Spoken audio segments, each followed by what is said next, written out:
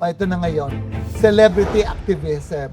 Dapat bang magpahayag ng sentimiento ang mga celebrities against government issues gaya ng corruption at political dynasties? Paano yung mga takot makancel?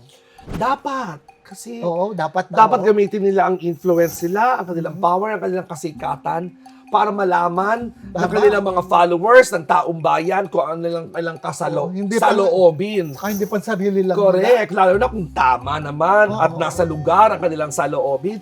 Tama, sabihin mo kung ano yung gusto mo. Oo, at kung ikaw nasa pwesto ka lang, may willpower Hindi, ka at saka talaga, may political will. Kung ang statement mo o ang presensya mo sa isang rally ay makakapag-inspire Join the rally. para magalit ang taong bayan sa nangyayaring korupsyon at nakawan. Tama yung ginawa mo. Sasama ka sa rally Ay, as much as one, yung mga nakarang rally, hindi lang talaga ako pumwede dahil nagsushooting nga kami. at that time. Ka-level yan ng nung araw, ayaw na ayaw ko yung mga artista na sinasabi yung donation. Oo. Pero narinig ko to kay Oprah Winfrey. Oo. Sinabi ni Oprah nung araw, ayaw niya din na ina-announce na nag-donate siya sa ganitong lugar, na binagyo, sa ganitong charity.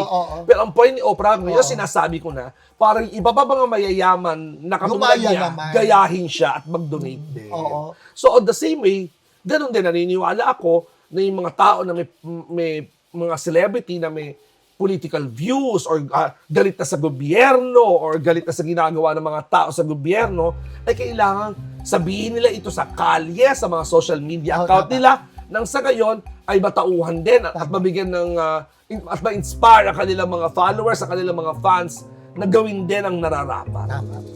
Ito naman,